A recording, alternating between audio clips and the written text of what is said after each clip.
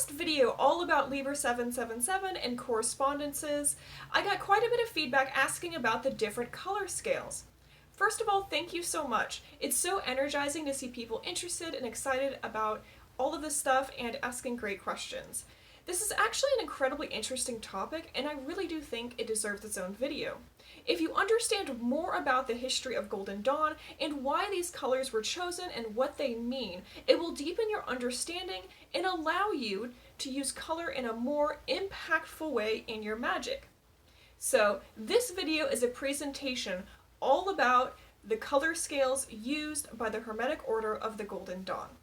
I will be talking about the history, the Kabbalah, the meaning, and how to apply this knowledge to your magical practice. Ceremonial magicians will particularly find this helpful, but it really can be used by everyone interested in doing magic. Before we get too into the weeds of it all, let's go over some basics. I want to make sure everyone can keep up regardless of your background. Colors have a lot of meaning and purpose in magical work and can be used a variety of different ways, including on ritual garments, tools, talismans, artwork, temple spaces, and so on. There is a lot of theory on color, why we use it in magic, and how to use it.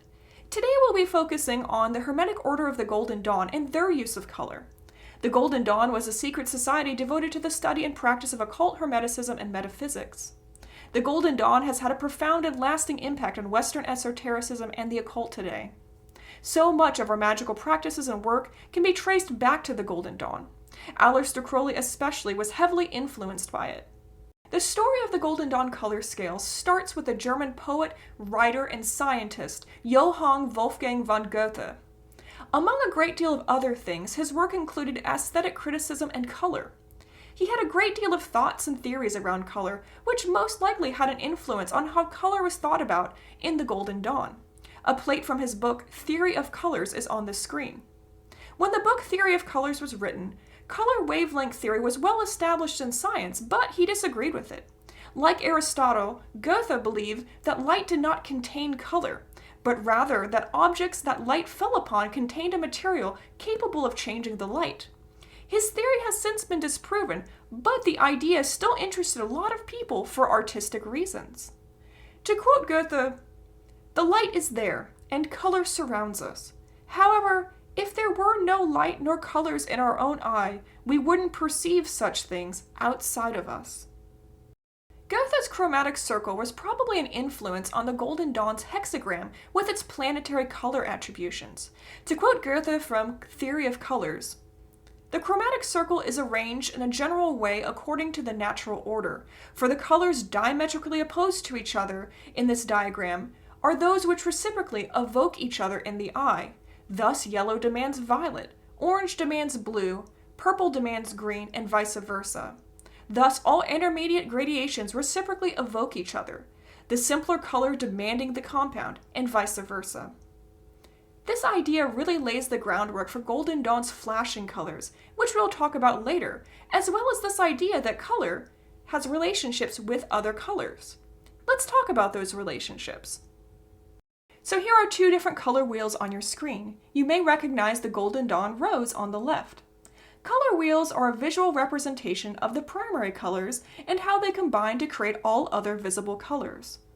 The color wheel is helpful for understanding the relationships between colors for art, design, and in our case, magic. The colors are arranged directly opposite of their complementary color. A complementary color is a hue that complements another. So, when they are mixed together, they form gray. However, when these complementary colors are placed side by side to each other, they have a strong contrast.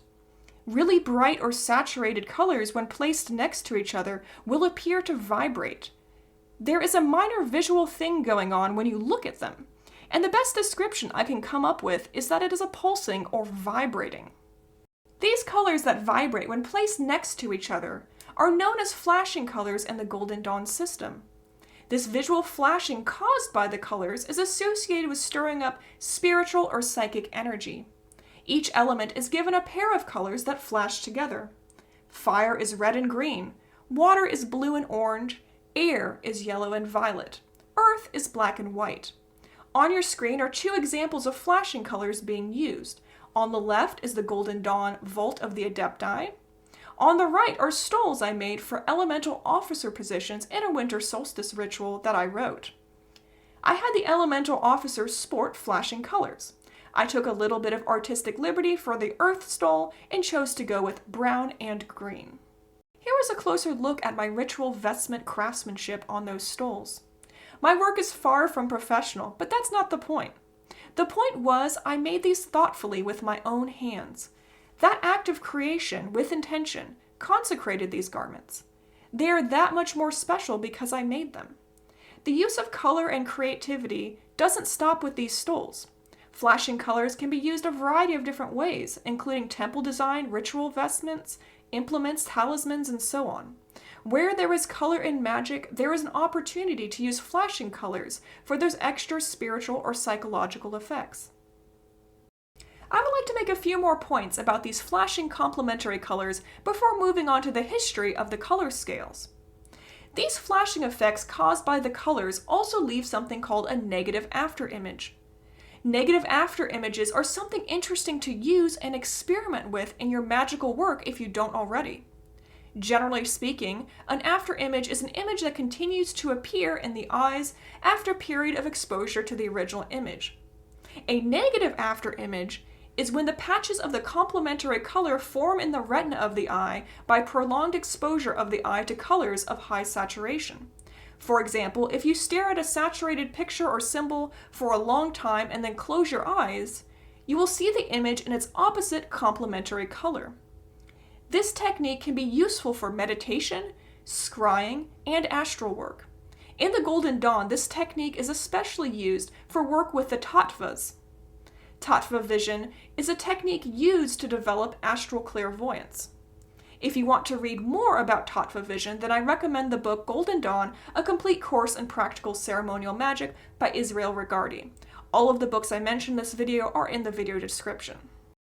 So now that we've covered some of the history behind color as well as uses for it, let's talk about the history of the color scales and some of the ideas around where the Golden Dawn color scales came from. Color scales are a system of organized colors. They are used to display a specific color palette. You've probably seen them used by artists or interior designers when picking the colors they want to work with. Talking about different color scales in ceremonial magic is really the same thing. In this case, we are talking about the palette of colors used by the Golden Dawn. The artist Kandinsky once said, "Color is a power which directly influences the soul." Color has the ability to transform our thoughts, feelings, and even induce psychic effects. Of course, as magicians and occultists, we would want to utilize this power in the work we do. The Golden Dawn set up a powerful system of color correspondences and color scales, which are still used today, and hopefully by the end of this presentation, you can effectively use them as well. There are 4 color scales in the Golden Dawn system: King, Queen, Prince, and Princess. Prince and Princess are also sometimes referred to as Emperor and Empress. The most common color scale you will see mapped onto the Kabbalistic tree of life is the Queen color scale of the Sephirot, those are the spheres, with the paths in between them in the King scale. There was a lot of reasons for this that we will explore in a moment. First, let's talk about what these scales mean and their history before getting into the mixing and matching. It's important to note that there is some variation amongst people, even within those working with the Golden Dawn system, as to what exactly is the best representation of color for each scale. People perceive colors differently. When people at different temples go about using color, they may choose something a little bit different than someone else. That's because it made the most sense to them. That doesn't make it right or wrong, it's just different. Originally, there were actually 3 color scales. I really don't see anyone talking about this, but it's so fascinating, and it explains a lot of why things are the way they are. There were originally the King, Queen, and Child scale. The colors of the King and Queen scale were combined to make the colors of the Child scale. Eventually, people wanted 4 different color scales to reflect the 4 worlds of creation and the Yod-He-Vah-He formula. So they made the child scale into the prince scale and added the princess scale. The colors of the princess scale were chosen more intuitively. If you'd like to know more about the Yod-He-Va-He formula, then I suggest you check out Magick in Theory and Practice by Aleister Crowley. Maybe I will make a whole video about it later someday. Let me know in the comments if you would like to see that and would be interested in that. For this information, I will be heavily quoting from Sandra Cicero's The Book of the Concourse of the Watchtowers, as well as the Adeptus Minor ritual of the Golden Dawn. The Adeptus Minor ritual states that the Minutum Mundum diagram is balanced along positive and negative, or masculine and feminine color scales. To quote that ritual, "Furthermore, thou wilt observe that the colors of the paths and the Sephiroth form a mutual balance and harmony on the tree. Colors are forces, the signature of forces, and the child of the children of the forces are thou. And therefore about the throne of the Mighty One is a rainbow of glory, and at his feet is the crystal sea." When these things talk about feminine or masculine, please keep in mind that this is a symbol or metaphor for deeper spiritual and philosophical concepts like the transcendent versus the immanent. They are not talking about fleshy features of a human being. These metaphors are only as useful as much as they help you. If it doesn't resonate with you or make sense, then mentally swap out the words for something else. This is your work after all. Now, the king scale corresponds to the first letter of the Hebrew four-letter name of God, Yod. It can be thought of as the spiritual world, the world of archetypes, and the divine consciousness. Its colors are masculine and active. The king scale colors are great to be used when you're trying to project an energy outward into the world. The queen color scale corresponds to the second letter, He. It can be thought of as the creative world of archangelic consciousness.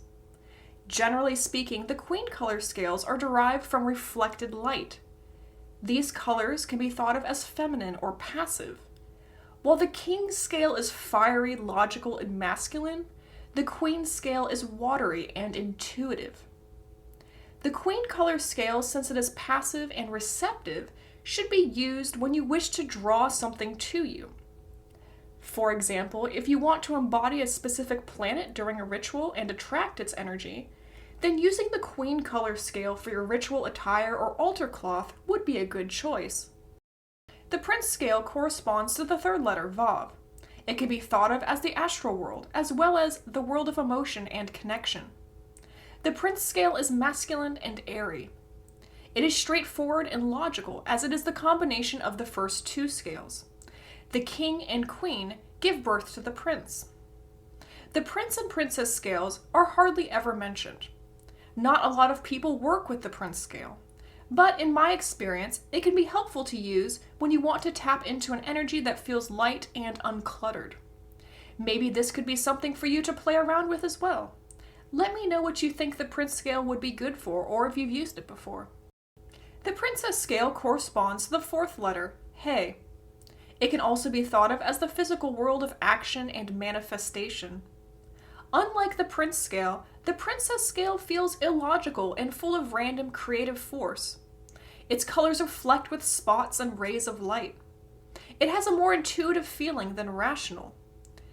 Sandra Cicero hypothesizes that these colors came from scrying or astral vision. She goes on to share that she thinks that the princess scale portrays the crystallizing of energies from the three highest spiritual worlds coming into manifestation. This color scale is earthy and full of possibilities. I've always felt energized by this scale. Maybe that's the Taurus in me talking, though. Although few people talk about this scale either, or use it, it might be something interesting to play around with. My suggestion is to use this scale of color while scrying, or perhaps surround yourself with it while trying to work on something creative. Most often you will see the Sephiroth done in the Queen scale and the paths done in the King scale. This is my coloring work on one of the Boda cards I used to study. I decided to keep it classic and color it with the Sephiroth in the Queen and the paths done in the King. The reason this is the most common use of colors on the Tree of Life is because the Sephiroth are vessels that receive divine light. That receptive quality is portrayed nicely by the Queen scale. The paths are king because of that active quality. Golden Dawn magicians often call themselves seekers of light. In that spirit, I hope you find the light that you seek, and that this video has served you well along your way. All of the books mentioned are of course in the description below. If you're interested in getting a little more from me and supporting what I do, please check out my Patreon. The link for that is also in the description below. Thank you so very much for watching, and as always, I am the center of expression for the primal will to good, and so are you.